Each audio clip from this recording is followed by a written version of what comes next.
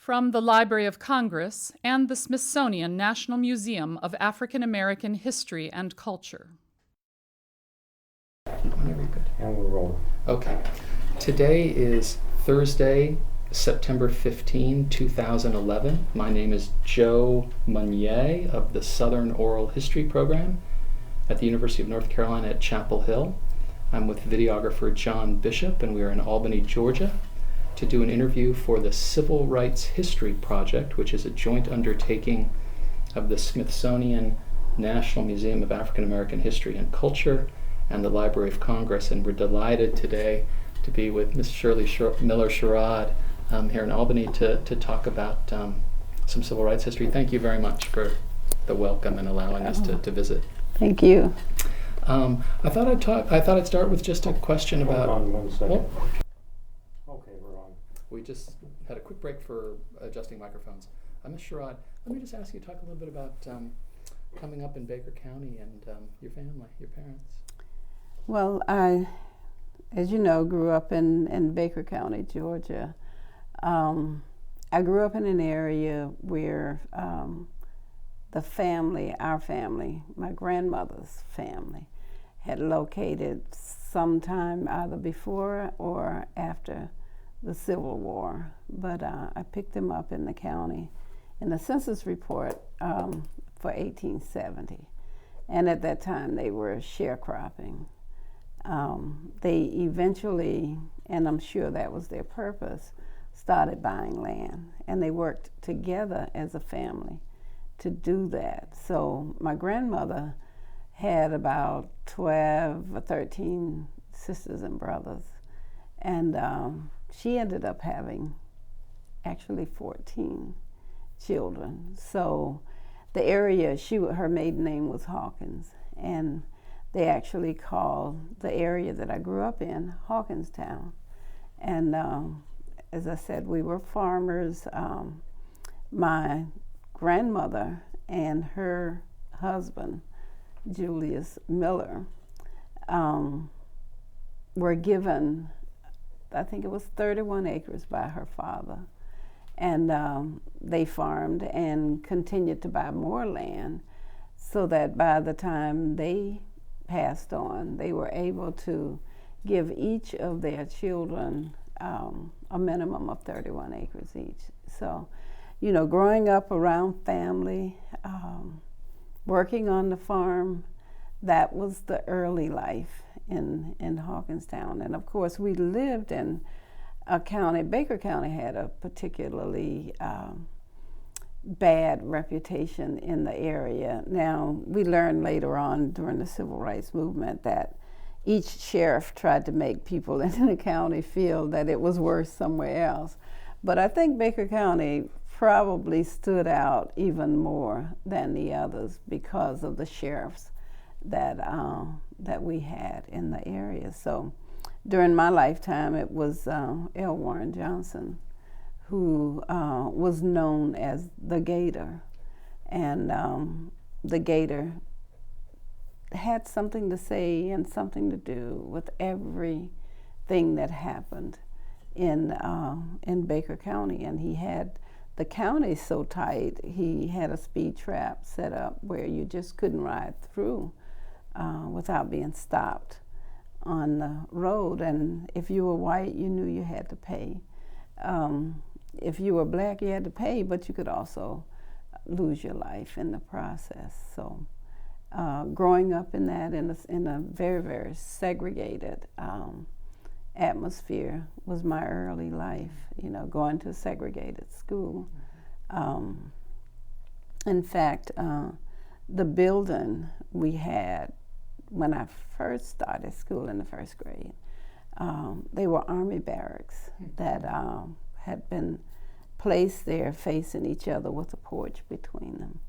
And during I think I went to the Army barracks till 4th grade, and then we had to get out into churches to go to school because they were finally building a new building for us in the county, and it was Georgia's answer to separate but equal, to integration. They were building supposedly separate but equal facilities. So while that work was going on, some of us had to go to school. So I spent part of my 4th grade and 5th grade in one of the Methodist churches there in the county. And finally, in April of '57, we moved into the new building.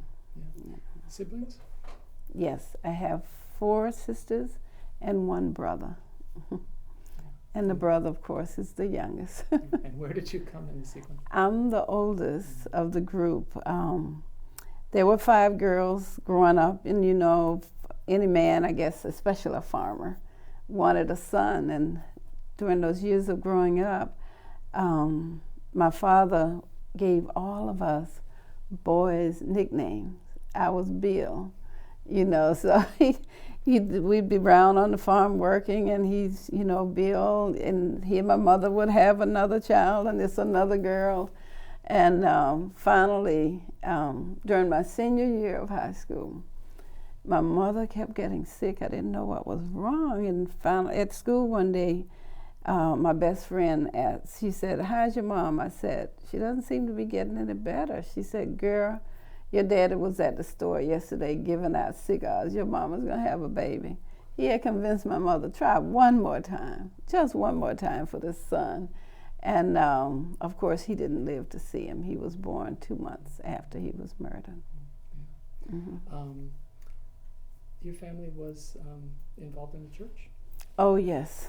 Yes. The church doors didn't open unless we were there.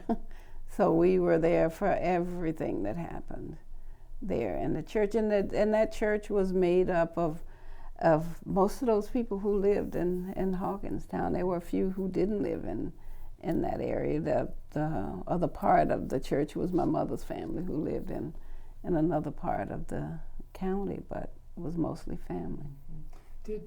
Did the fact that your family owned property, did that distinguish your family in any ways that are important to comment upon in relation, say, to other parts of the Black community? Yes, because there were lots of plantations in Baker County, big plantations. One of them was Itchaway Plantation, owned by Robert Woodruff of Coca-Cola. Another one was Pineland Plantation, owned by the Mellon family out of Pennsylvania.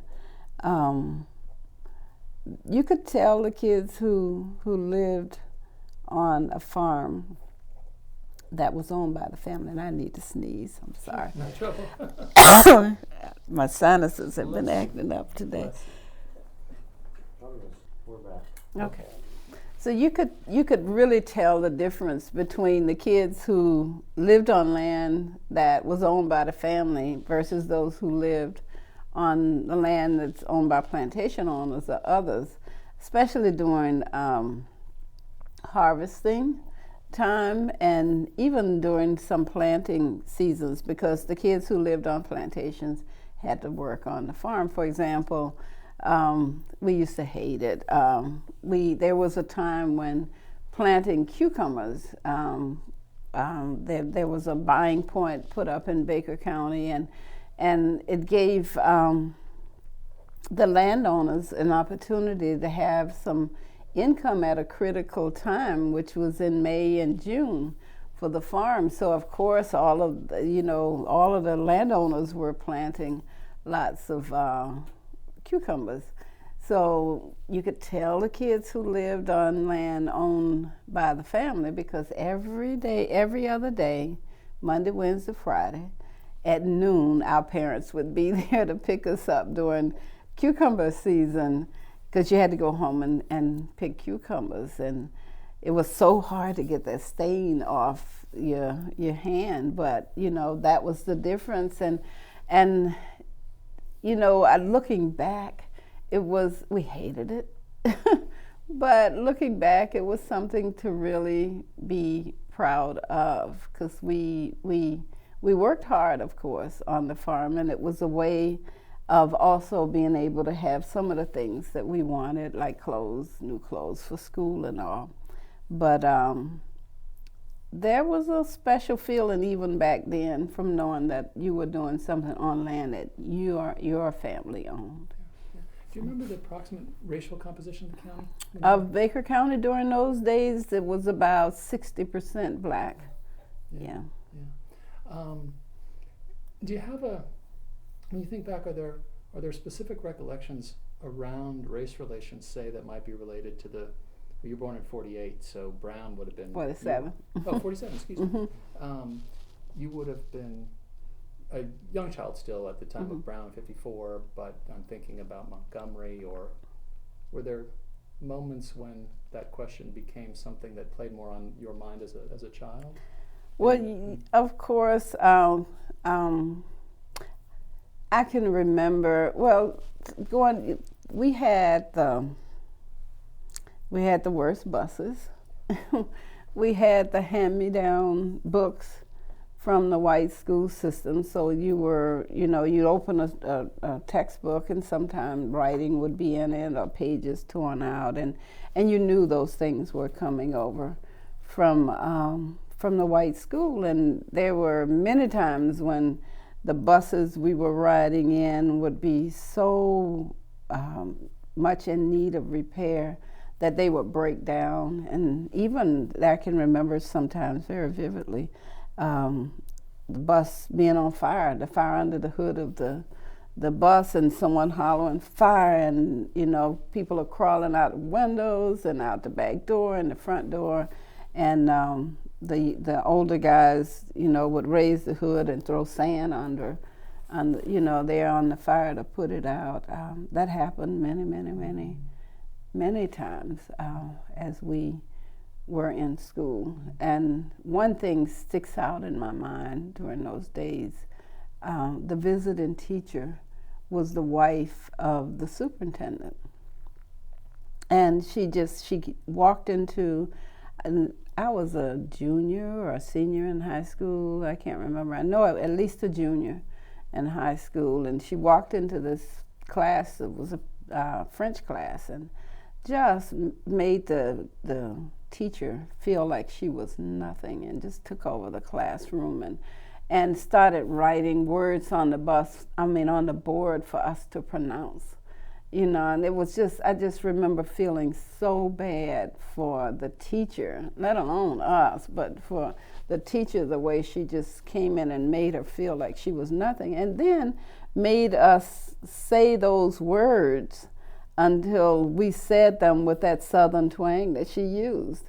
I remember government was one of the words that she put on the board, and I can remember thinking, even more, because I grew up thinking I don't intend to live my life in the South. I definitely planned to get away to the North, and I couldn't talk about that to my parents, especially my father. He expected us to get an education. He stressed education, but he didn't expect us to go too far away from where he was. But I remember feeling that day, that just made me feel even more, I have to get away from this.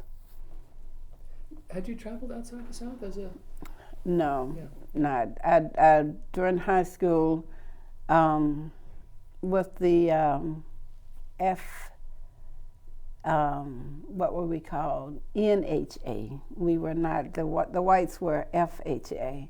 With the NHA, I had traveled to Texas once to a conference, but that's as far away as I had been. And for the tape, the NHA is the...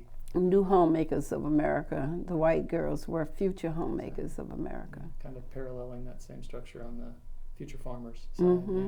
Yeah. Yes.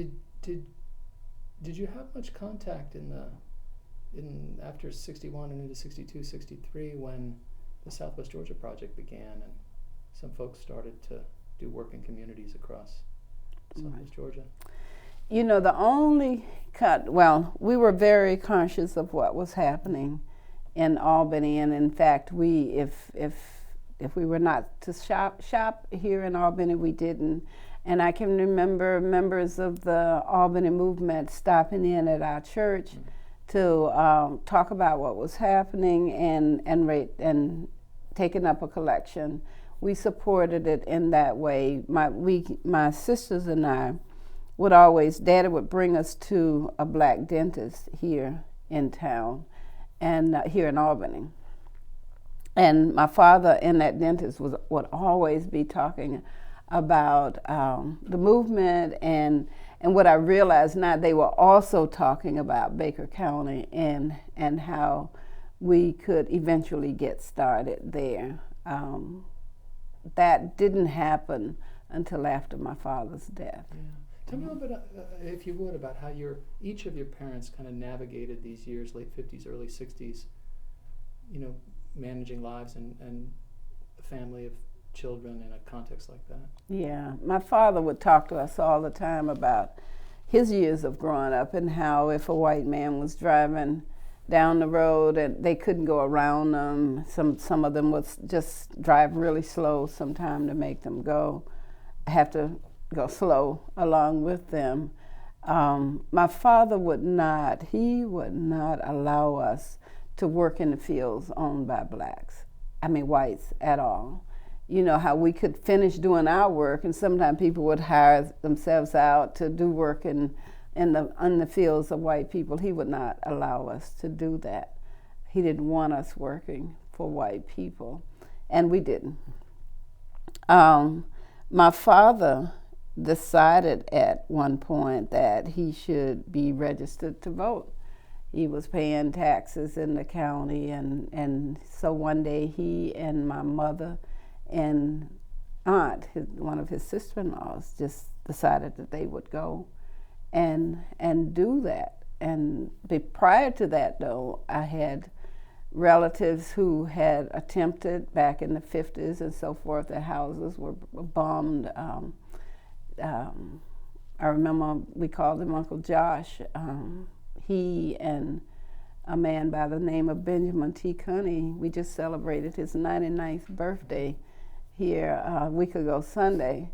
Mr. Cunney, Uncle Josh, a man by the name of Ike King, and Carl Broadway led that effort to try to get the right to vote in Baker County, and Uncle Josh's house was bombed. They bombed Carl Broadway's car. I think they bombed Ike King's car, and they planted moonshine on Mr. Cunney's place to try to get him sent off to prison for life, or at least for a long time. So, I grew up knowing those efforts were taking place, and then my father and mother trying to register to vote, or even when my father made the attempt to get a home, he decided the farm was doing well, and he was working to get a loan from Farmers Home Administration to build a home. He qualified for that. He really, really, really wanted to have a home made of bricks. That was his dream, to have a brick home. But even though he could borrow the money from Farmers Home Administration to build a house, they told him a black man could not borrow the money to build a brick home. It had to be either blocks or wood, and he and my mother chose the smallest blocks that they could find to build that house. Yeah. Did you carry through these years? I mean, did you have any opportunities in these years to have any white peer contact as a child? None at all. Yeah. None at all. So entry to the high school in '65 would be your first? I didn't go to school with white kids at all. I had read that. I'm sorry. Someone got that wrong. Yeah, okay. I graduated from high school in '65, and it was that summer that my sisters, along with some others in the county, after the movement had started, that we decided that schools had to be integrated, and they stepped forward. Yeah. Let me pull you back then for a moment, and I know this is a awful and terrible thing, but your father was murdered in 1965. Yes. Yeah. Yeah.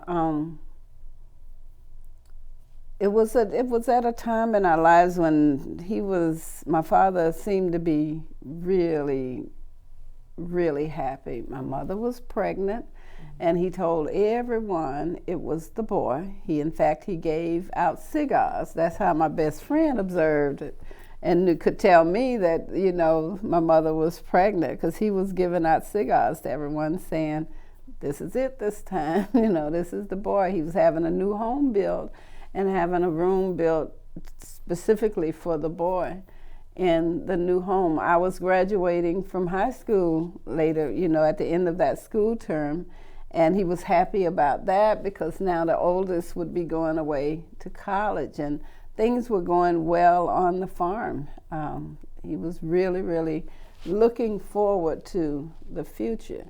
He and this farmer, Cal Hall, had actually done a few things together with goats. I was told that in '63, some of Cal Hall's cows had gotten into our pasture. And when they came to round them up, there was one, they just couldn't get him out. So he left him there. I do know that my father was talking to people in SNCC about the civil rights movement coming into Baker County. I don't know whether that had something to do with what happened later or not.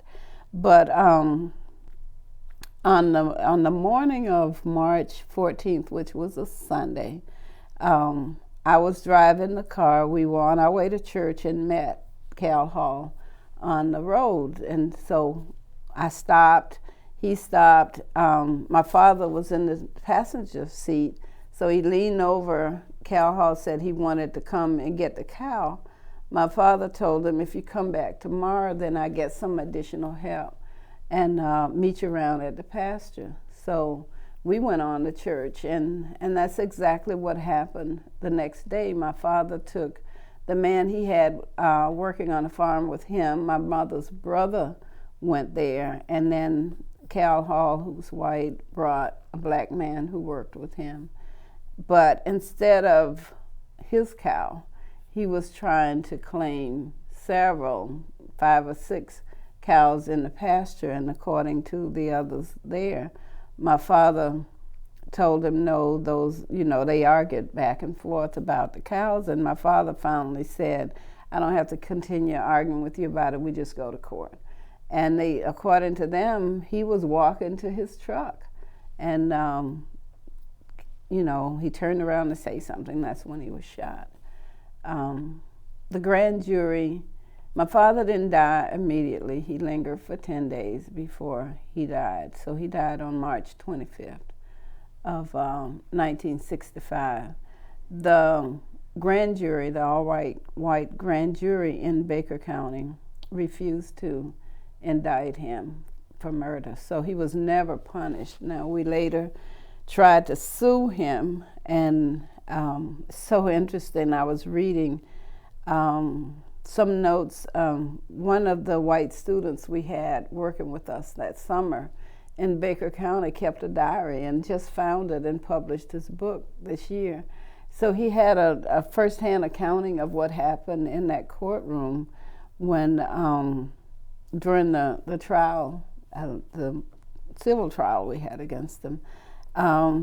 C.B. King, who was he was our attorney throughout the movement here in Baker County, would question potential jurors and ask them, if you know of any black people who tell the truth. They'd never heard that Negroes, they'd say things about Negroes not telling the truth.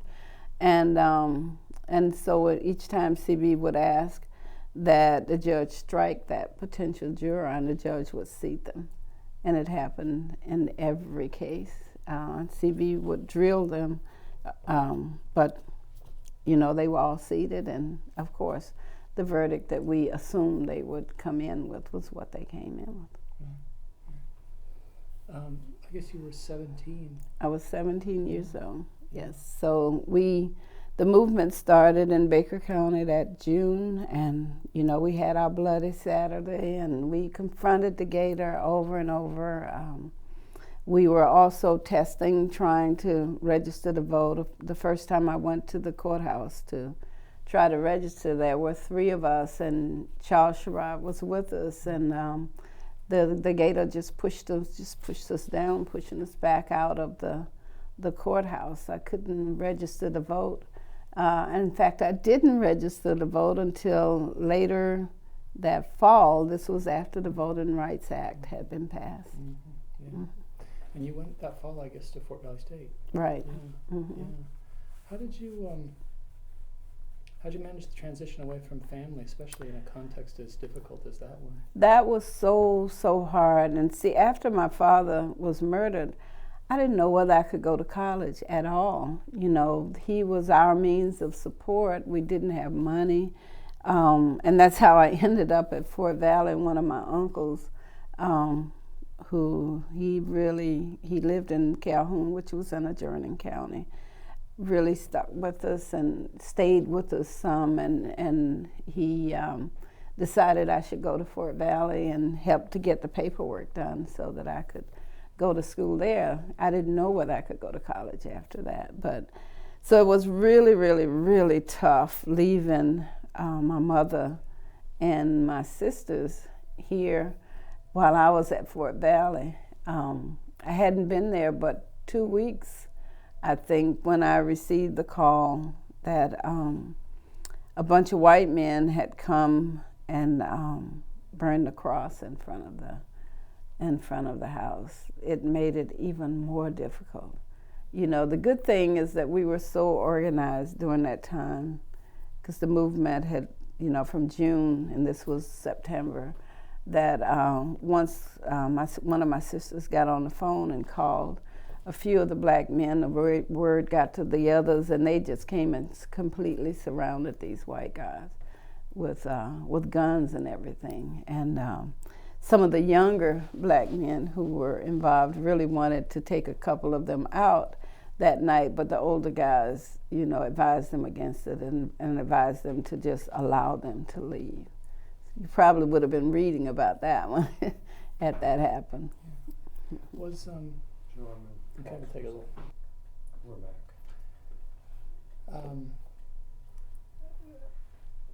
I wonder how you began to try to add up of confronting a world, with those kinds of dimensions when you're a 17, 18-year-old, and the movement is trying to find a foothold in Baker County, and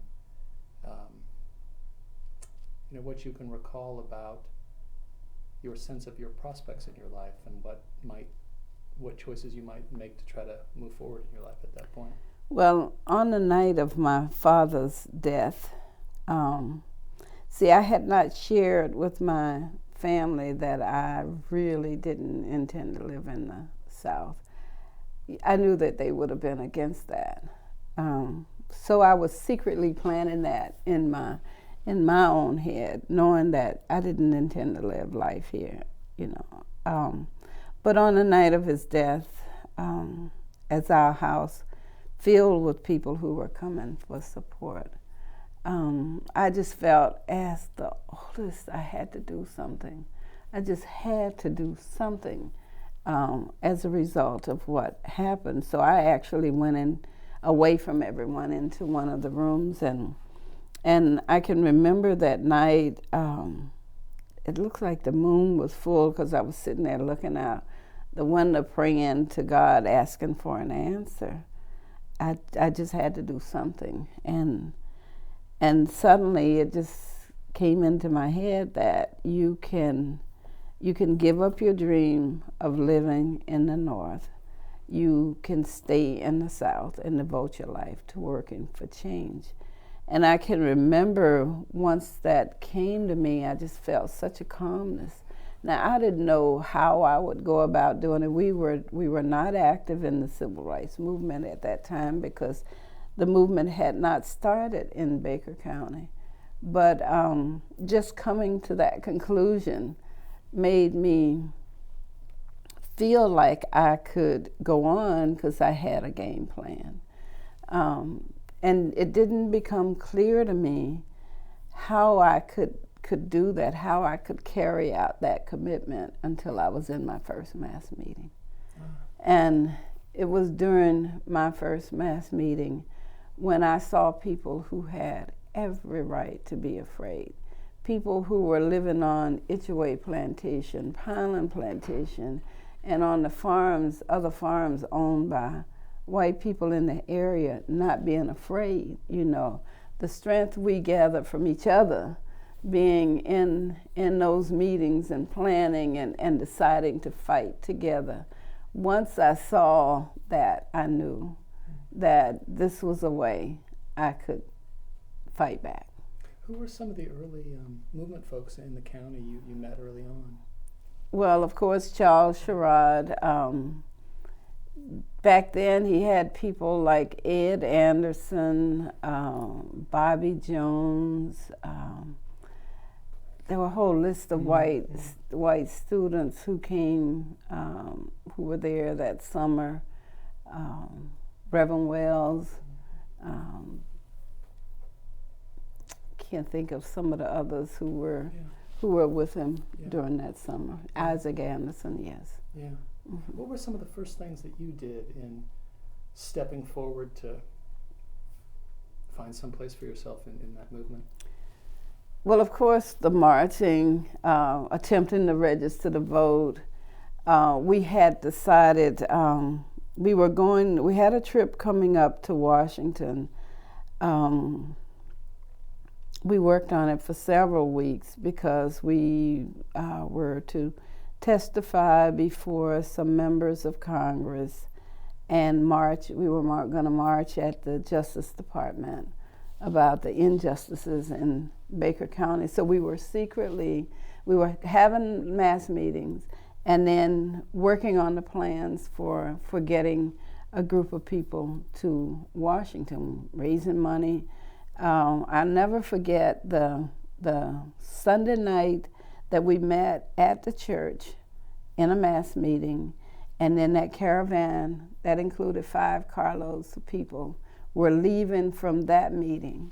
That meeting was held at Thankful Baptist Church in Baker County, the church that I grew up in, located on Highway 91. So the normal route for us would have been to leave the church that night, go through Newton, and keep coming north through Albany to go north to Washington, D.C.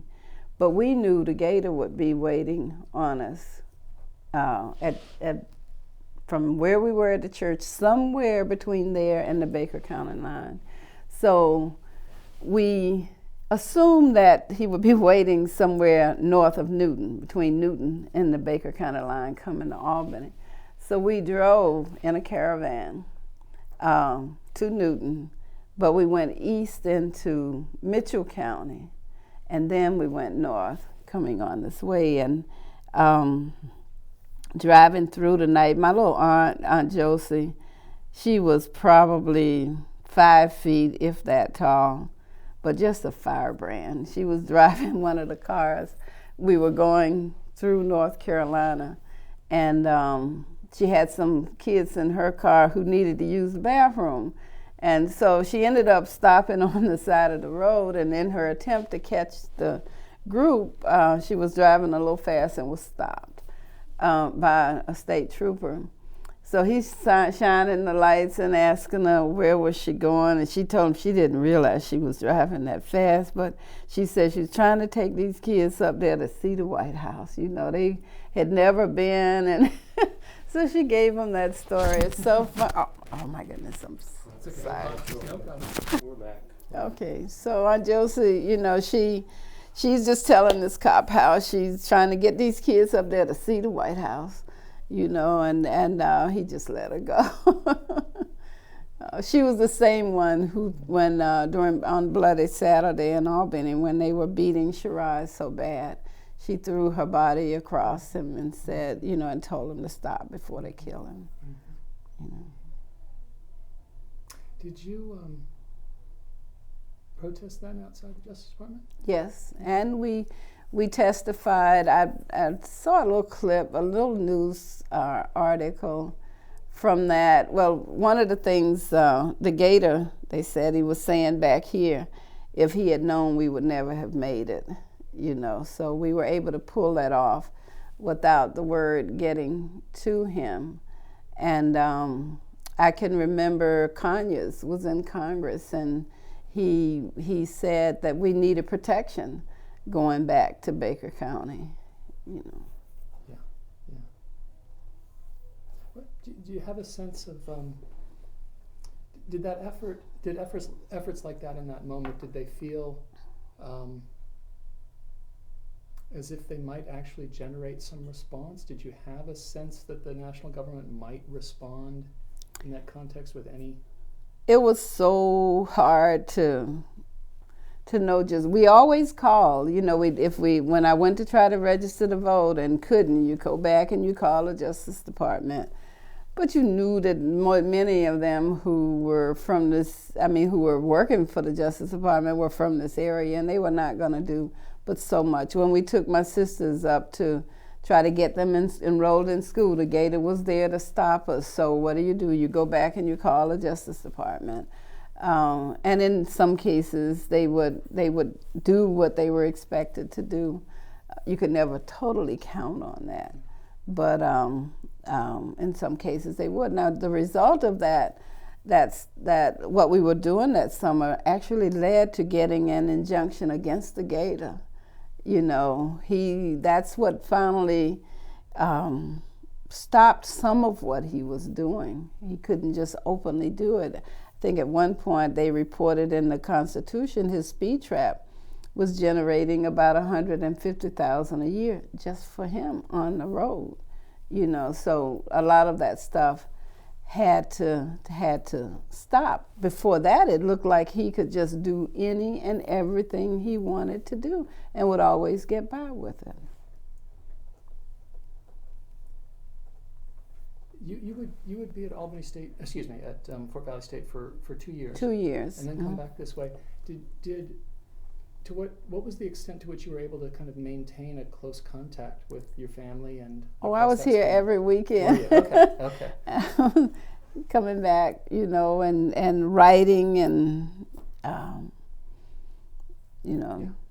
So you stayed very much kind of in the. Yeah. Yes. Yeah. Mm-hmm. And what motivated the choice to enroll at Albany State in '67? Well, I was too far away from the work, I felt, and wanted to be back here. So that's why I decided to, come back. Yeah. Tell me about some of that activity, 65 to 67, as you're trying to move forward and. Well, see, I'm sorry. Well, and I was going to say too, a couple different things are happening at different levels. Obviously, there's all the work that Reverend Sherrod and others are trying to push forward here. Mm-hmm. They're also, in this span of time, SNCC is changing a lot, and kind of out of Atlanta, there's a shift there. So, yeah. Right. Well, you know, of course, we had lots of white people here working with us in Southwest Georgia, and it was during a time when, from 65, 66, well, of course, John Lewis was the director of SNCC, and then Stokely was taking over, and Stokely was saying all whites had to leave. You know, the Black Power movement had started. We didn't agree with that. So it was during that period of time that we decided that the whites who were working with us didn't have to leave. And we eventually had to have that break with SNCC. That's how we ended up incorporating the work here. SNCC's work here in Southwest Georgia was referred to as the Southwest Georgia Project. So we just simply started our own organization to be able to continue to keep the whites who were here working with us and to continue to work here as Southwest Georgia Project. Sure. Can you paint the essential picture of Reverend Sherrod as you saw him doing all this work in those years?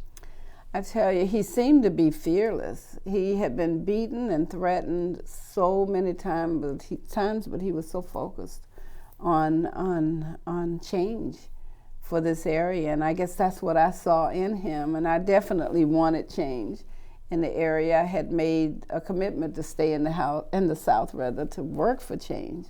The work was dangerous, quite dangerous at times. In fact, we actually got married a little over a year after I met him.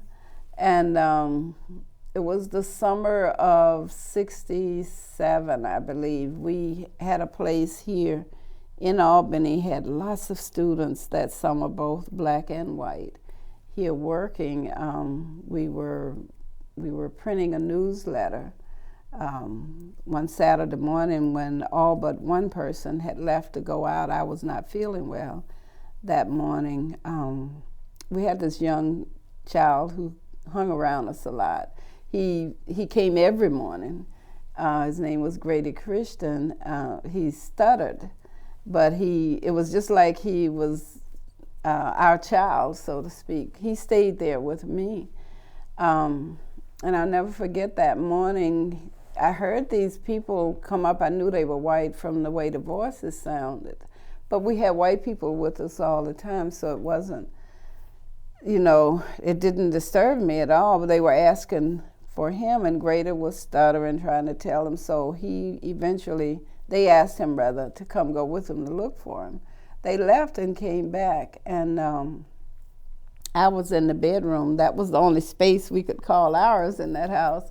And I'd heard them go in the back of the house where the office was, and then came and burst into the room where I was. I was screaming at them to get out, and one kept approaching me but just stopped, and then they left. Grady walked out with them, and he came back in the house, went to the back, and came and said, "Shirley, the house is on fire." They had actually set the house on fire when they came into the place.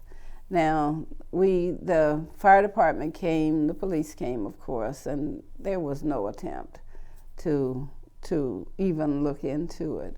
My husband and I were able to get a few of our things out. We had to go to Baker County to stay at my mother's house that night. And on the way to Baker County, we were about maybe 6 miles out of town, if that far, when we had a flat tire. It was really dark. So we're sitting on the side of the road. My husband's trying to think about what he's got to do to change this tire. He would do that even now. Changing the tire just wasn't his thing. So he's sitting there, and then this truck drove up and pulled in right behind us, and we could hear them, and a couple of white guys. They appeared to have been drinking some, and I'm thinking, they didn't get us today. This is it. And but they didn't recognize him, and they ended up changing the tire, and we went on to Baker County. It was during the incident that happened then made my husband finally realize that we couldn't all be together like that. And finally, after over a year of marriage, or about a year of marriage, we finally moved into an apartment where there were just the two of us living together. How was your, to the extent that you want to talk about this, how was your mother weathering all these years, having lost her husband, and then knowing that her daughter and then, her daughter's husband and all were in the context of such ongoing risk? And yeah, she was always afraid for us, but she became a very, very strong person throughout all of this. And in fact, that's why when 11 years after my father's death, when she told us she was going to run for office, I was shocked. We had never had a black person elected to office before, and the only one that I can remember, well, we did run a few people for Board of Education. Mr. T. Cunney, the man who just became 99 the other Sunday, ran against the Gator, So we had made some attempts before, but when my mother decided she would run for office, I couldn't believe it. But she did, and she jumped wholeheartedly into it, and of course we were there. helping as well. And it was also the year that the Gator decided he would retire and his son Scroot would become the new sheriff. So they were campaigning for Scroot, and we were out there for my mother. And on election night, we were all gathered in Newton at the courthouse, watching the people sit at the table, counting the ballots. And the Gator, we standing there in the foyer of the courthouse, and the Gator came from a back room and walked past us, and he just spoke. And then he realized he had just spoken to Charles Sherrod. So he came back and he said, "I take that back. I didn't know who you were." So he and my husband are standing there staring directly into each other's eyes. Now the Gator he was so, sure of himself and that he could do whatever he wanted to do. It would have been nothing for him to just pull his gun, and he did have a gun on him, and just shoot Charles Sherrod right there with everyone standing there. So I was about to have a heart attack. We had our 2 kids there, and they are staring at each other, and someone apparently, I guess, went out and told his son what was happening. So the son ran back in and grabbed his father's hand. I got to sneeze again, I'm sorry. Please. I was just going to say my mother became the first Black elected official. Yeah. Yeah. When Reverend Sherrod took his doctorate at Union Theological in 67. His master's. Excuse me, his master's at Union Theological in 67. 66. Usually I try to be so careful about these things. I'm not doing so well today. I apologize. Up in New York, was there any point where you traveled up there? No, not while he was in. He was in school at Union. I was in school at Fort Valley. Yeah. No. Okay. Because I was thinking about that in relation to a question I want to ask, which is, when I think back on all this history and about your early sense of yourself that you would build a life outside the South, obviously you've made a commitment to all the work that you're doing here, but in the face of all of this kind of pressure, this relentless pressure over the years, did you ever think this, enough, we'll go somewhere else? There was a time when, this was around 88 to 90, this was after the loss of the land at New Communities. My husband seemed to be having such a hard time getting beyond that. Our kids our daughter had gone to college in '85. Things were really, really, really tough. And one of my friends worked at, she was the director of the Presbyterian Hunger Fund. And she decided maybe he should work for the Presbyterian Church as a minister. He, I think he was a Presbyterian by that time. And so it would have meant moving to Louisville, Kentucky. And I thought, this is certainly, maybe, it wasn't, the work I was doing here, working with the Federation, Kentucky was one of the states that the Federation of Southern Cooperatives worked in, and so I knew that I could continue. It wouldn't have been right here in Southwest Georgia, but I would have been able to continue that work with the Federation, just would be doing it from Kentucky. So I can remember one night that Mary Ellen Lord and I she was on the phone, and we had him on the phone, and we're just begging him to do it, and he said no, he had work to do here in this area and refused to leave. And I just couldn't understand when things were so hard. No one would hire him to work in this area because of his civil rights history. But he kept saying, I had work to do here. refused to leave. Yeah. Let me have you talk about the ways in which you moved into very ambitious new modes of engagement and activism in the late 60s, and one of them, of course, is new communities. Right. Well, see, when you're out there, and we were in all of these counties working, and sometimes people would enroll their kids in a white school and get kicked off the land owned by whites, or did something else and they get kicked off. And so the whole issue was, we didn't have an answer for that. And the whole idea of trying to build a community actually surfaced. And 7 people went to Israel to study the kibbutz and came back with a sort of different model for us to consider. And we ended up creating an organization that we called New Communities Incorporated. And we were being very ambitious. We didn't intend to just get bogged down with one piece of land. We intended to actually go about the country buying land, turning it over to local community development corporations. But we got bogged down with the first piece, which was a 6,000-acre plot north of here in Lee County. I guess I was so naive at the time. I just really didn't think there would be a lot of opposition to people trying to do something to help themselves. So, I'm sure others probably anticipated that. I didn't. So it was really, really tough to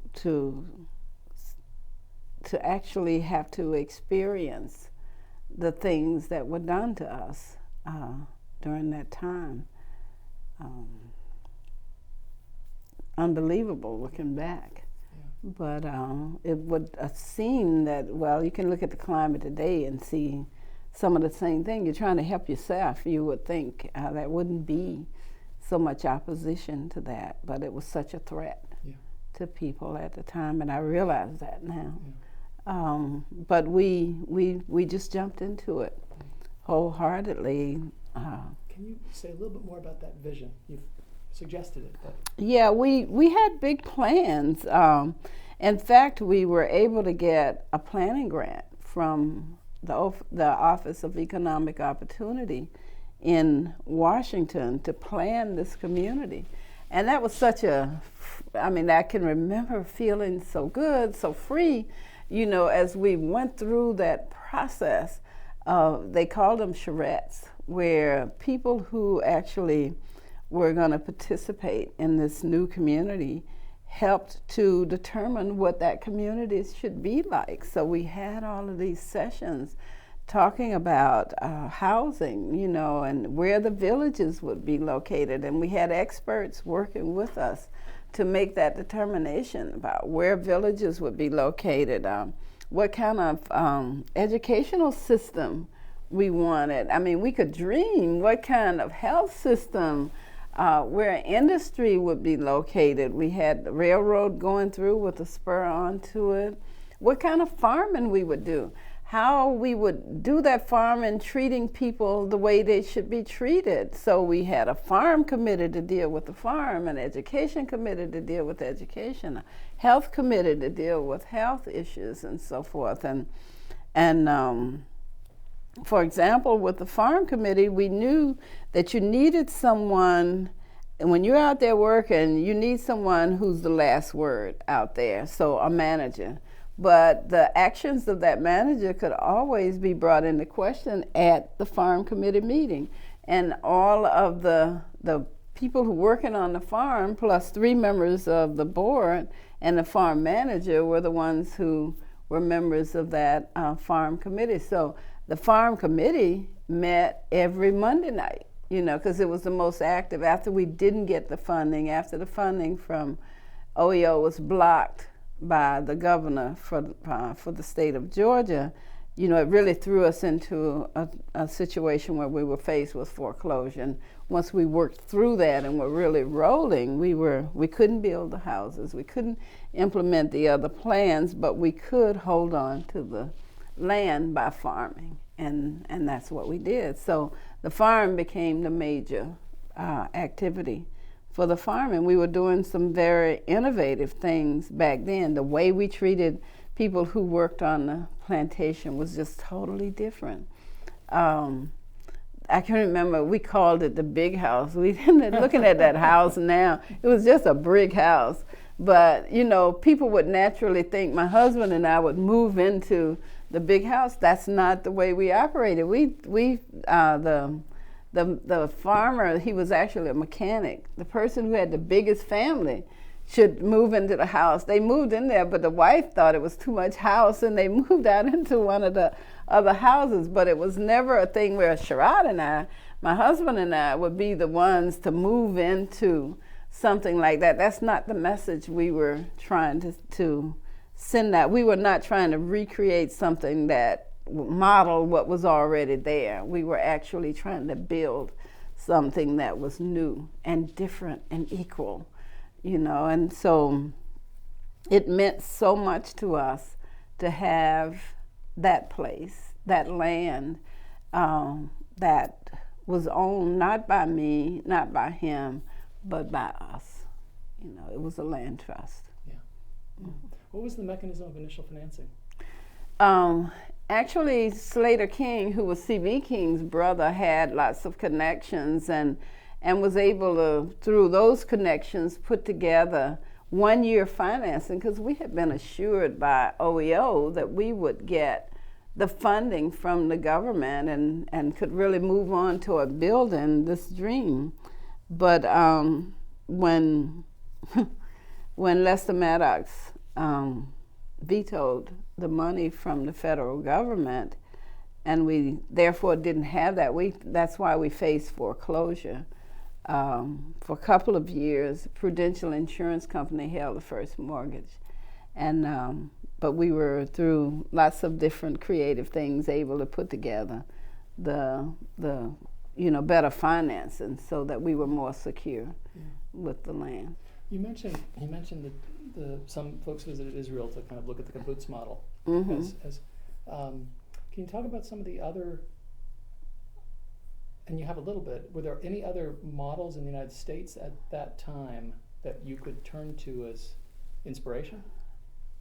It was basically, it wasn't the kibbutz, but the Moshavim method, and you know, because with the kibbutz, the children had to be away from the family, and that wouldn't work here with us. It was more of a communal thing. That wouldn't have worked here. We had lots of people. We had folks who were part of the National Sharecroppers Fund, Bob Swan out of the Northeast. You know, some of these people brought things that they were familiar with as we were developing what it is we're trying to create here. Well, part of my question, I guess, is it points out how innovative this was and how ambitious it was. Oh, I tell people now, we were way ahead of our time.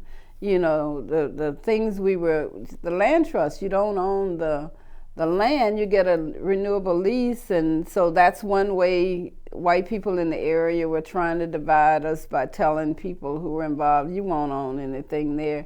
You know, your house won't be yours. Just a lot of things as we were trying to educate people, they were trying to put things in place to get them to see that it's not going to work. But, you know, we just kept moving on, and we were, like I said, we were doing things that were innovative. We were, back in those days, one of my uncles my father's brothers and all those who went on to college studied in the field of agriculture, and so they were either extension agents or vocational ag teachers. And one who had been an extension agent actually came to work with us, and he was so, I mean, even today, he's almost 90 years old, and we talk, and he's always putting together, he's trying to tell me, Shirley, because we have this new place now for new communities, and he's talking about pomegranates and you know, making pomegranate juice and making pomegranate jelly and all this stuff, you know. So during those days, he was doing innovative things. So we had muscadine grapes when no one else, this is in the 70s, no one was planting muscadine grapes in this area. The things we did with vegetables, the things we did even with the hogs, we had, I think it was about a 75 brood sow operation. But instead of just taking those hogs to the market to sell them, we actually took them into to be slaughtered, and then brought them back to the farm, because we had a farmer's market there on US Highway 19, and we would cut out the hams and the shoulders and the bacon and all of it. We were known for cured meats during that time. Excuse me. We were known for sugarcane syrup, because we had a sugarcane mill set up right there by the highway. We had an old-fashioned smokehouse built right there by the highway, so people could come in and have that experience and get cured meats, and so the things we were doing were totally not being done. Mm-hmm. Let's pause just one second. Okay, we're back. Ms. Sherrod, I want to ask too about, you obviously would move in a very intensive and purposeful way into a career in building this model and this vision and working in these kinds of ways. So I'm really interested to have you talk about your choice to study, work, and begin so much the Federation of Southern Cooperatives, local, later all the work on the Rural Development Leadership Network, and yeah, you've had such a career in that. Working out at New Communities, you can see the things. We didn't have money, so you've got to learn everything you can learn while you're also working. So even though I had young children, spent most of my time out there. I would leave work. I realized accounting was a great need for us. At times we didn't have money to pay for the services, so I actually would leave work out there, run to Albany State for classes at night. I took enough classes, business classes, to have a second degree in business. I didn't pursue it that way because I had decided I would get a master's in business administration, an MBA, and Valdosta State was just starting a program and actually made it possible for students over here to attend classes at Albany State for that. So I was working and on that track also to learn everything I could learn, to be helpful to what we were doing. I was also organizing daycare centers. So I organized the first one in Baker, and then I was actually putting one together, and it did operate for several years at New Communities right up until the end. I was organizing farmers because I realized one of the needs was to have someone serving on the ASCS committee. So pulling farmers together, developing secret campaigns. I never forget, we had a meeting up there at the daycare center at New Communities, about 20 or 30 farmers, and told them, we need to select one person to run, nobody else. Then we need to get a copy of all of the eligible voters, and we took that list and divided it up so that everyone was contacted.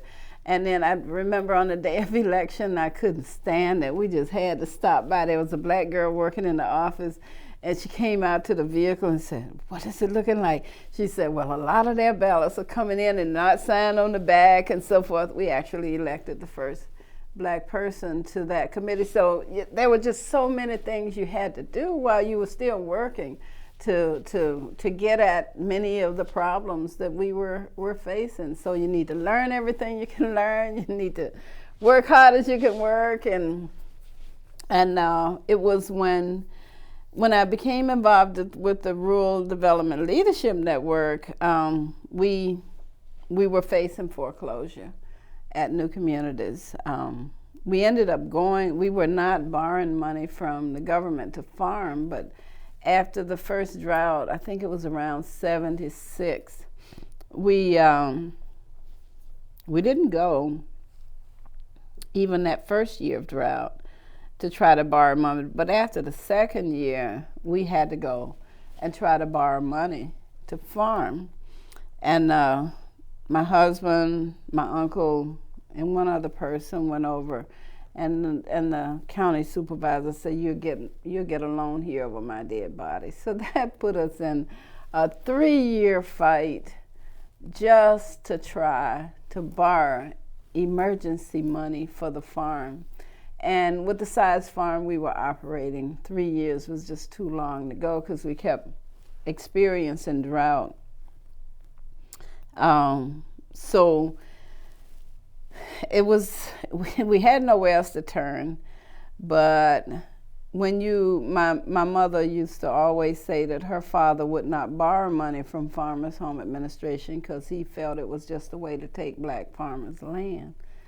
And I thought about that so many times as we were dealing with them. And even though you have assets worth $4.5 million, maybe you're borrowing $200,000 or $300,000, but they're tying up all of your available assets, and that's how they got us. They tied up all of the available assets, and then once they had the web around us, they were ready to go in for the kill. That's basically what happened, and so. Where do I go from here? What do I do from here? As I knew the end was near, I had actually applied to the Rural Development Leadership Network to work on my master's after losing the farm. And the thing that really, really pushed me to go on and do it, the land was supposed to be sold at the courthouse steps in June of '85. The Rural Development Leadership Network's Institute was being held from May 15th to June 15th at UC Davis, which meant I would not be here. It meant I had to miss my daughter's high school graduation, but it also meant I wouldn't be here when the land was sold. And so I was accepted into the program and went there and had to have a sponsor, so I had to talk to Federation of Southern Cooperatives into sponsoring me in the program. And of course the land didn't sell in June, and I came back from the Institute and went up to Atlanta and talked to the Federation about possibly coming on to their staff, and they reluctantly decided to do it. So I started working with them in July of '85. The land was sold in September of '85. Now, when that land was sold, the new owner gave us a very short time to get our things away from the land, and then they dug holes and pushed all of our buildings over. And that farmer's market that had the old-fashioned smokehouse and the sugarcane mill and all of that stuff there by the road, and wherever the houses were, where we had a few houses on the place where people were staying, they just dug holes and pushed them over into it. So it was a particularly tough, you got to figure out how to live from here.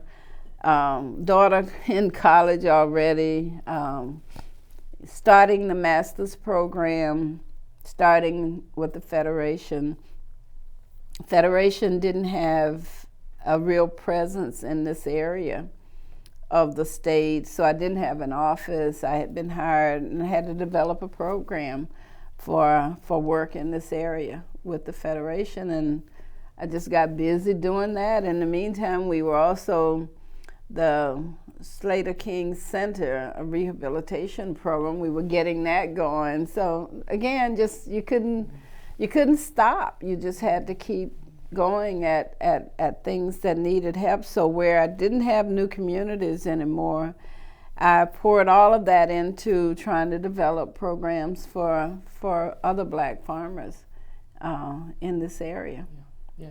I think all these, obviously we'll just note here for the record that the Pigford suit will later draw this arc out in a long span. And return a legal victory around the question of the experience of new communities. We maybe won't, since that's a more contemporary thing, have time for a long discussion of that today, but very complicated litigation over many years. But I do want to ask you to reflect a little bit about the outcome of that case in the context of loss, the passage of lots of time which can't be recovered, and then a legal answer to a problem. Yeah, as I worked with the Federation, still working on the issue of land loss, so many farmers were losing their land. Farmers were being foreclosed by Farmers Home, trying to develop strategy for dealing with that, trying to help farmers put together good business plans, trying to deal with Farmers Home Administration employees on their behalf. You know, sometimes even those situations were dangerous. I remember one farmer called me. He had received a letter with a time for an appointment to be at the office in Blakely, Georgia, and he called and asked if I would come and go with him. So I went down there. It was Marvell Smith and his wife.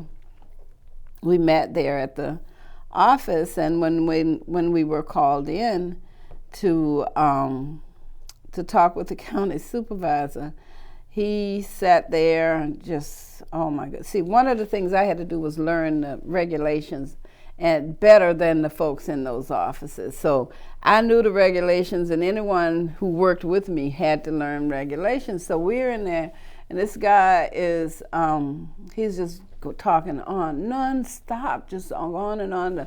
He's telling the farmer that he would be foreclosing on the farm first and then the home, because they had separate loans.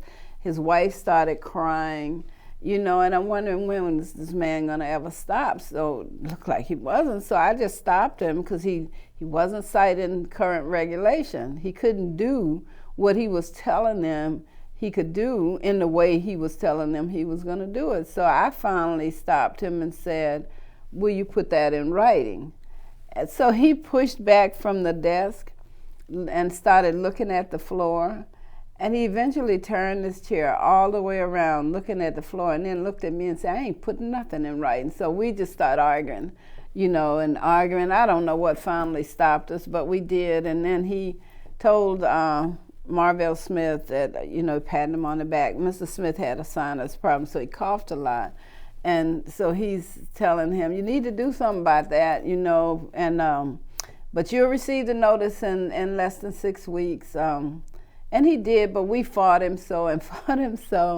The Credit Act of '87 came, and so this guy finally saw that these farmers had a better way of trying to deal with their debt so that they could save the farm. He ended up leaving the agency. But I tell you, I was on his case, filing complaints and doing everything up until the time he finally left.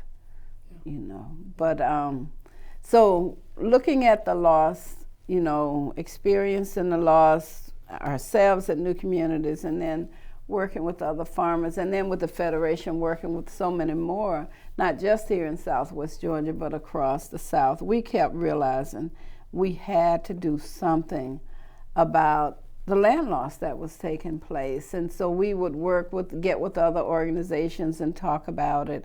And kept saying that, you know, we're going to have to file a lawsuit.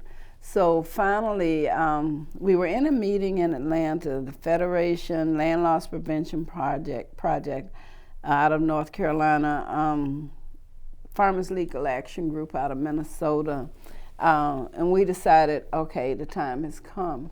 So we decided that land loss prevention and FLAG would be the two organizations, both are nonprofit law firms. So they sent in a request to try to get information on complaints from USDA, and the answer they got back was, we don't have any. So the first lawsuit was filed just to get that the information, and the judge, that was a hearing, and the judge set those folks from Farmers Home down, and he threatened to put them in jail if they didn't furnish the information. So they ended up sending, I think, about 25 boxes to land loss prevention and about 30 to the other law firm. And then we decided to start with 6 test cases. And that's when this slick lawyer out of Texas, Myatt, came along and went to those 6 farmers and got them to sign a retainer with him, which basically took those cases away from the 2 law firms we had and changed everything.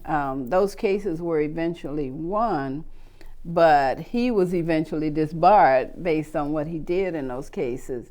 And then after this had taken place, then the Pickford case surfaced. So then that's this whole thing about whether we take Pickford all the way to court or whether we look at settling with the government. And the issue around whether to settle or not was based on the fact that most of those farmers knew they had been discriminated against, but many of them wouldn't have had all of the documentation necessary. So we had this big fight then about whether to settle or not. And some of the farm groups were in favor of settling and some were not. And we eventually decided to settle the Pickford case. And in that settlement, there were 2 classes of farmers. Class A claimants wouldn't have to have a lot of proof to prove that they were discriminated against, and if they were successful, they would receive $50,000 plus they told us that they would get all their debt written off. That didn't happen in the end.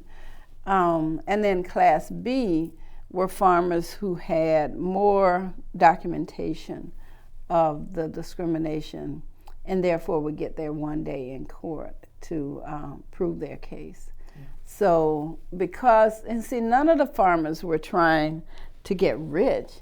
The whole idea of maybe getting their debt written off was more appealing to them than anything else. Now, what happened, they told them, you don't have much to prove with the Class A.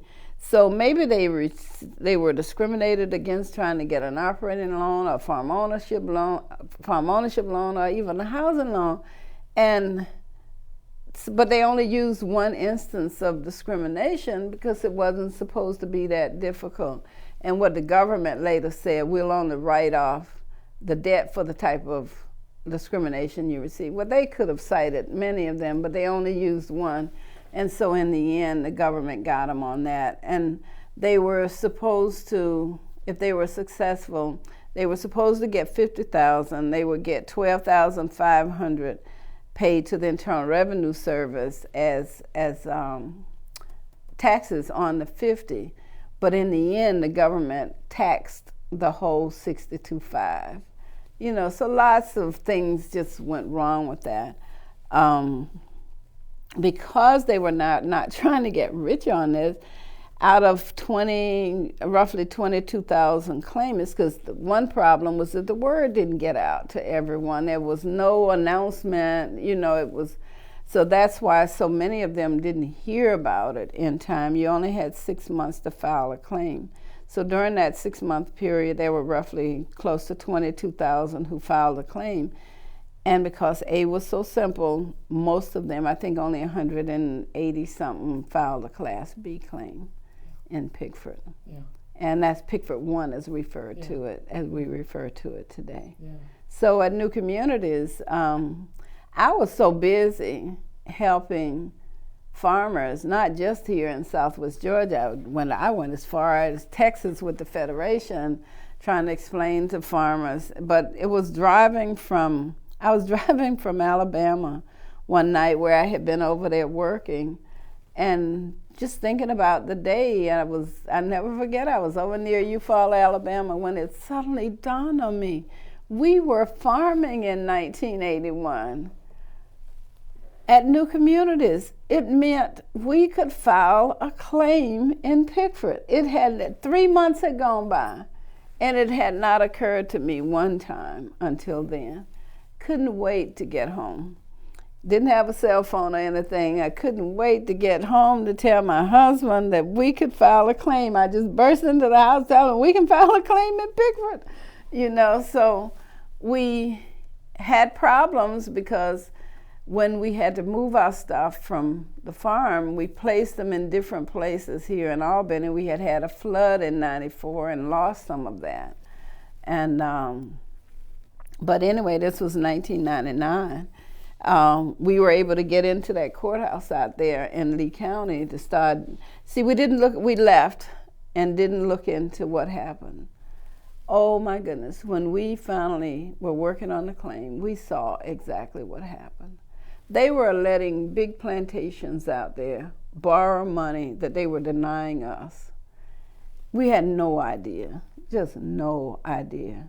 There were things they should have offered us service and options. They didn't do it. We saw then the bad things that they did to us. They were documented there in the courthouse. The man who bought the property at auction, we know it was worth at least $4.5 million because we've been offered that. We just didn't want to give it up by some hunters who wanted the place. He paid, he got it for $1 million, and they turned around and let him borrow $950,000 3 weeks later. Just the injustices. We just had no idea. We were made to feel bad as failed. We were made to feel that we failed, and it was all of our fault. But there was all of the documentation once we started looking into it. So we filed the claim before the 6-month deadline for new communities. And that put us in a 10-year battle. It was 10 years. We filed a claim. We had our day in court, I think in 2002. The hearing officer was the wife of the chief adjudicator for Pickford. The lawyer for the Justice Department seemed so incompetent.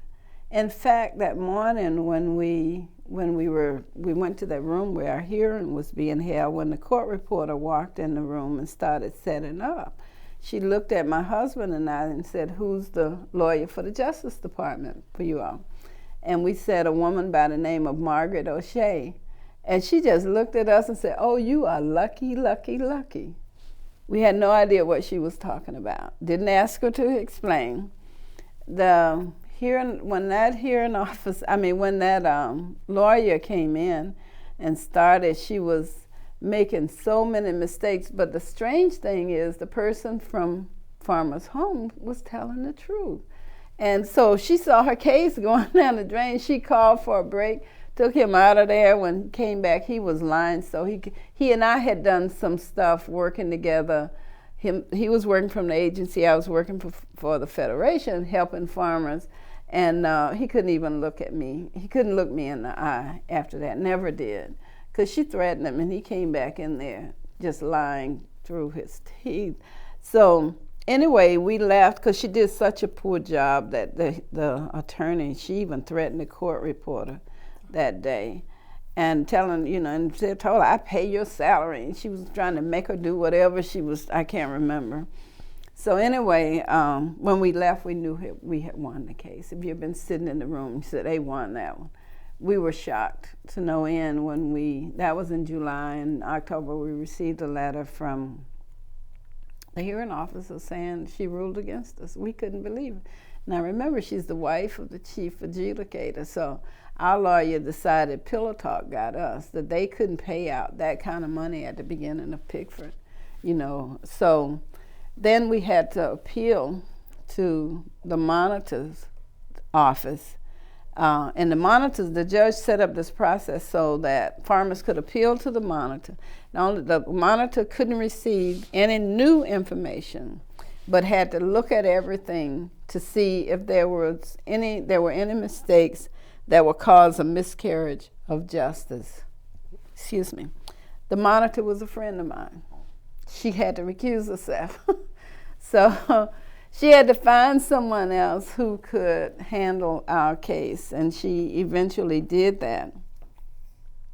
And that person took 4 years looking through everything, but then he finally came out with a document that was about 50 or 60 pages thick, pointing out all of the mistakes that had been made that would cause a miscarriage of justice. And the way the process went, he would send that to the chief adjudicator. And until our case, we learned once the chief adjudicator received that information, he would just pay the claimants. But in our case, he wrote us a letter. This was, by now it was 2006. He wrote us a letter saying it was an extensive case and it would take him some time to review it. We didn't hear anything from him from October, I think that letter was dated October 10th, 2006. Not one word from him till July of 2009. When our lawyer called the night of July 8th, 2009, and I answered the phone, she said, "Shirley, have you heard?" I said, "No." She said, "We won, So by now, this is 10 years later. So I said, "Really?" And that was just this kind, because not expecting much. She said, "You want to guess how much?" And I said, "Rose, is it at least $1 million?" And she said, "It's 12. Just totally unbelievable. We didn't get the paperwork until a few days later when she faxed it to us. But when you read it, when you read his decision, I'd cry every time I read it now, because point by point, he looked at the research from the monitor's office, and just point by point, he seemed to get it,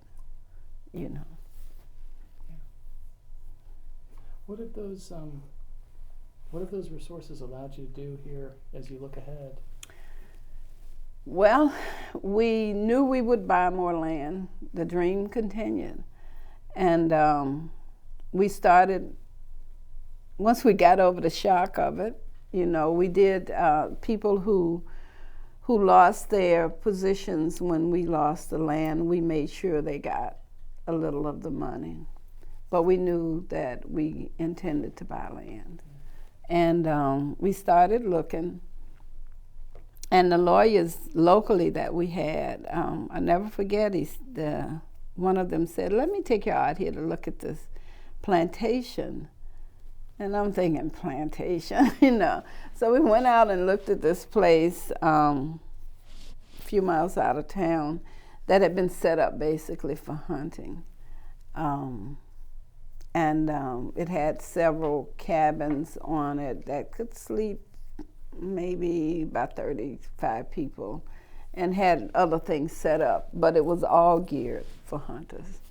And so we were seriously considering that place when someone else said, "We got this other place, really want you all to see." So one Sunday morning, we went out there and we got on this Jeep that's set for hunters, you got some sitting down here and these different levels. And so we were riding over this place, and one of the things on this place was this antebellum home, had been built in 1851 and had been totally restored by the previous owner. The previous owner had made lots of money from developing a system to pay for gas at the pump.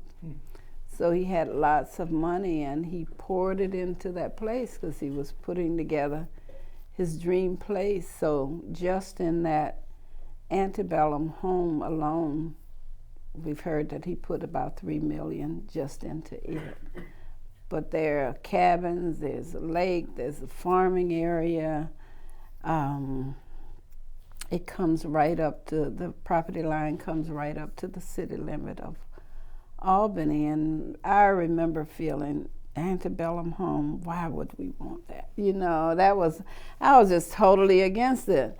And then my husband and others were totally into it. And so I'm looking at the other place, we could get workshops and things going out there right away and house people, versus this place. So I said, let's just get someone from the outside to come in and help us decide which place. So that person came in and did the little study on both places and came back with his recommendation. Totally not the one I was I was pushing. I was hurt because that whole antebellum thing was just, I just had an issue with it. I didn't know the history of the place at that time, but he gave us all the reasons why it was a better buy. It had been put on the market at $21 million. When we went out to look at it, they had dropped the price to 6.9. The 85-acre lake has cabins down by the lake. He's run electricity all over the place, wells, irrigation, and of course that house that he put $3 million into restoring. So the person we brought in to help us try to settle on which one, he said, I think it was on the market for 6.9. Someone suggested maybe we ought to offer them 5. He said, I would offer less than that. You can get this place for less than that. And they didn't include equipment in it. So then we started really negotiating. We got tough then. And finally settled at $4.5 million with the equipment. And so that place is called Cypress Pond Plantation. We found that it was owned by probably the richest person, the original owner, the wealthiest slave owner in Georgia. He actually owned 3 places where he held slaves, so he owned about 1,000 slaves altogether, and he kept slaves out there at Cypress Pond. He died though just as he was completing that antebellum home, and he willed it to his son, who died about 8 years later. And so they auctioned things out there. There were 150 slaves there at the time. We were told too that Jefferson Davis, actually before Paul Tarver died, the son, Jefferson Davis, stayed there as they were planning the secession or Civil War activities or whatever. So it has a history. It definitely has a history. Yeah, there's all levels of interesting irony in that, aren't there? Yes, Yeah. yes. Yeah. Let's pause for just one sec. Okay. Mr. Rod, let me ask for some reflections from you to kind of bring us to a close here today about how much all this work that you've done and that positions you as an interesting observer of transitions in race and gender and in the South across quite a number of years now, and your perspectives on which things you do see substantial change, which places where you don't, and some of your evaluations as to why. Mm-hmm. Well, the work that I did with black farmers led white farmers to see some success in trying to deal with the government, and that's why that whole issue of the Spooners coming to me back in the latter part of the 80s for help with saving their farm surfaced. What people didn't know, the Spooners were the first white family that I helped, but I helped many, many more white farmers. I can remember a farmer's home administration employee, county supervisor, saying, I was helping a farmer in one county. Why are you helping him? He has an airplane and a Cadillac, So the point was, I going way back, I didn't just limit my work to after the Spooners. When I went through issues of having to deal with what happened to my father and actually helping a white farmer save land, looking at all of the land loss issues we've had as black people, and then actually helping a white farmer to save his farm, and realizing in that process that the issue was more about being poor, and not about race. And that's why For the last 25 years now, I have tried to point that out as much as I could through the years to try to get people here in this area to see that if we can work together, we can do more to bring change in this area than we can trying to work against each other. So that's what I've tried to do through the years. As a woman working in this field, it's been interesting, very interesting. I can remember even in my hometown when the first cooperative that I worked to organize here in this area was actually in Baker County, dealing with a group of farmers there who wanted to grow feeder pigs. And I kept telling them, if you're gonna grow these feeder pigs, you have to accept training. And they kept trying to get me to understand that they knew how to raise hogs. And I'm saying, you have to accept training. And then I decided, okay, I've got to go through this with them. So the Heifer Project gave us hogs. We had to go up to Harris County to pick them up. And then I let those farmers decide there were 15 sows and 3 boars. So they decided that 3 farmers would get the first start, 5 sows and a boar. I let them decide who would get them. I knew what needed to happen, but I had to go through this with them because they did not understand that they had to be trained. So as luck would have it, the day after the hogs got here, the guy from the Heifer Project came to go to these farms. So we went to the first farm. Conditions were really, really bad. We went to the second farm. Conditions were really, really bad. The third farmer had bragged in the meetings that he was growing his hogs on concrete.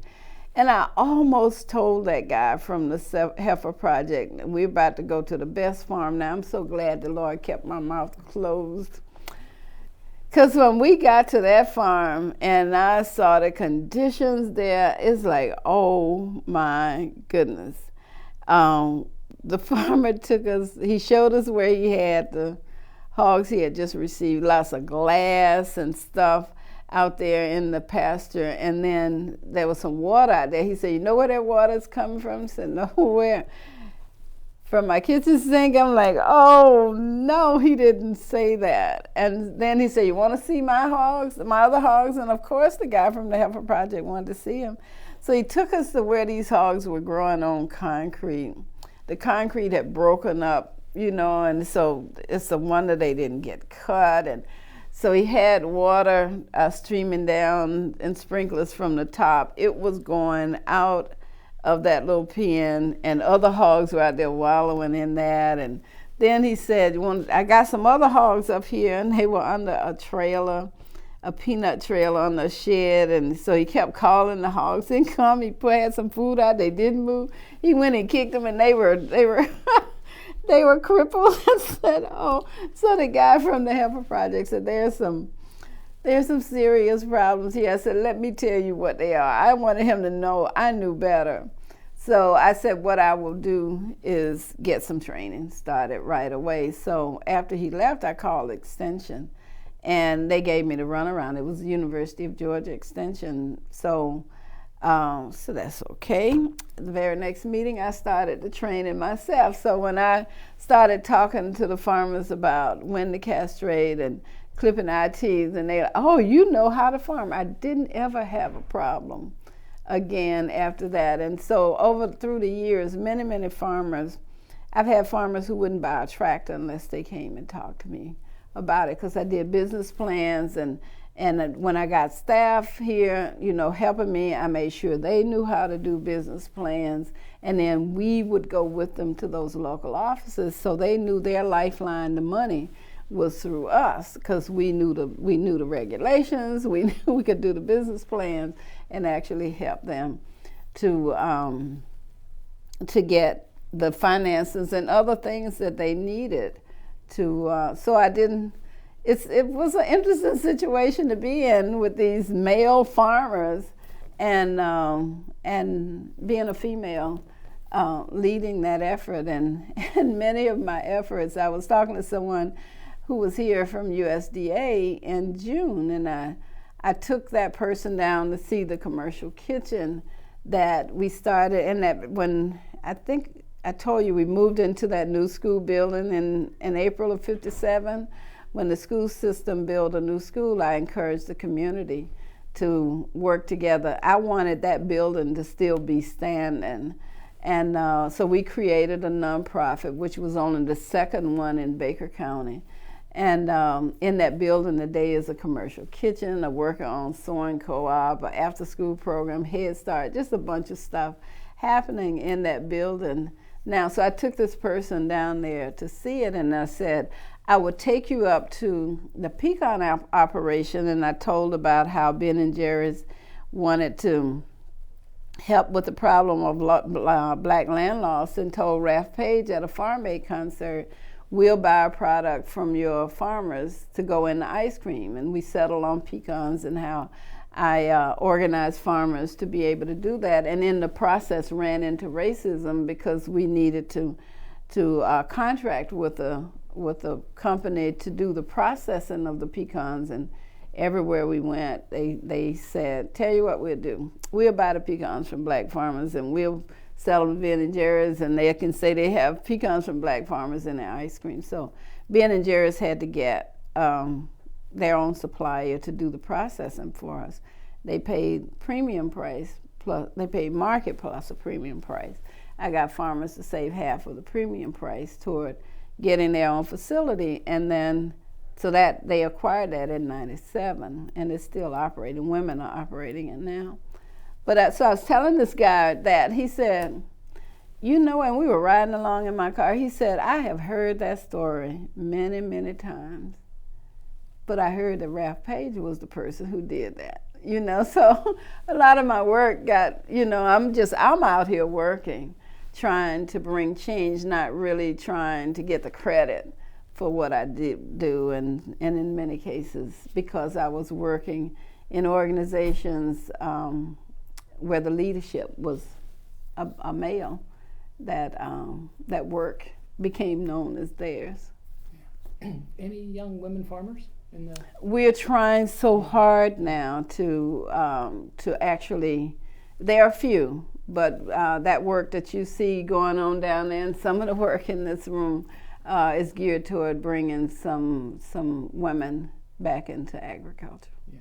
Mm-hmm. I would love it if we could just keep talking all the rest of the day and beyond, Yeah. but I know we need to wrap up. So this has really been a great honor and a privilege. Thank you, Ms. Sherrod. I really appreciate your sharing all this with us. Thank you. Thank you. Okay.